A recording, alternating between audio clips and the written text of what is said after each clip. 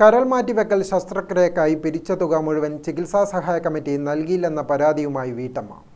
പയ്യാവൂർ വലിയപറമ്പിൽ ടി.ആർ. വിജയമ്മയാണ് ഗുരുതരമായ ആരോപണവുമായി രംഗത്ത് വന്നത്. വിജയമ്മയുടെ 9 വയസ്സുകാരിയായ മകൾ ഹൃദ്യയ്ക്ക് കരൾ മാറ്റിവെക്കൽ ശസ്ത്രക്രിയ നടത്തുന്നതിനായി ചികിത്സാ സഹായ കമ്മിറ്റി രൂപീകരിച്ചിരുന്നു. ഈ കമ്മിറ്റി തുക മുഴുവൻ നൽകിയില്ലെന്നാണ് കുട്ടിയുടെ മാതാവ് വിജയമ്മ ആരോപിക്കുന്നത്. വിജയമ്മ തന്നെയാണ് കരൾ പകുത്തു നൽകിയത്. 50 ലക്ഷത്തിലേറെ രൂപ പിരിച്ചെടുത്തിട്ടും ചികിത്സയ്ക്കായി കോഴിക്കോട് മൈത്ര ഹോസ്പിറ്റലിൽ കമ്മിറ്റി നൽകിയത് 25 ലക്ഷം രൂപ മാത്രമാണെന്നും വിജയമ്മ പറയുന്നു. സർജറിക്ക് വേണ്ട പൈസയൊക്കെ ഈ കമ്മിറ്റിയാണ് അടച്ചത്. അത് കഴിഞ്ഞ് ഡോക്ടറുടെ നിർദ്ദേശപ്രകാരം നമ്മൾ കോഴിക്കോട് തന്നെ ഒരു വീടെടുത്ത് വാടകയ്ക്ക് താമസിക്കുകയും ആഴ്ചയിൽ കുട്ടീനെ ഡോക്ടറെ കാണിക്കുന്നത് കൊണ്ടാണ് നമ്മൾക്ക് അവിടെ താമസിക്കേണ്ടി വന്നത്. അത് കഴിഞ്ഞ് ഫെബ്രുവരി 26-ാം തീയതി ഡോക്ടർ നമ്മളോട് പറഞ്ഞു, ഇനി നിങ്ങൾക്ക് വീട്ടിൽ പോകാം, ഇടയ്ക്ക് മാസത്തിൽ ഒന്ന് വന്ന് കാണിച്ചാൽ മതി എന്ന്. നമ്മൾ ഈ വിവരം കമ്മിറ്റിക്കാരെ അറിയിച്ചപ്പോൾ നമ്മളെ വീട്ടിലോട്ട് വരാൻ സമ്മതിക്കാതെ ഭീഷണിപ്പെടുത്തുകയും ഇനി 5 മാസം അവിടെ തുടരുകയും ചെയ്യണമെന്ന് പറഞ്ഞു. നമുക്ക് അവിടെ താമസിച്ചതിൻ്റെ വാടക തരുകയോ ഒന്നും ചെയ്തിട്ടില്ല.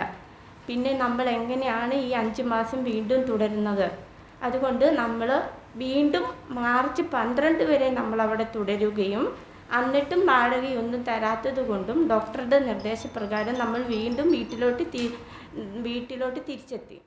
തൻ്റെ പേരിലുള്ള ചെക്ക് ബുക്കും പാസ്ബുക്കും ATM കാർഡ് ഉപയോഗിച്ച് പണം പിൻവലിച്ചിട്ടുണ്ടെങ്കിലും ചികിത്സാ സഹായത്തിനായി കിട്ടിയില്ലെന്നാണ് അവർ ആരോപിക്കുന്നത്. ഇത് സംബന്ധിച്ച് പരിയാരം പോലീസിലും ചികിത്സാ സഹായ കമ്മിറ്റി രക്ഷാധികാരിയായ സജീവ് ജോസഫ് MLAക്കും പരാതി നൽകിയെങ്കിലും നടപടി ഉണ്ടായില്ലെന്നും വിജയമ്മ പറഞ്ഞു.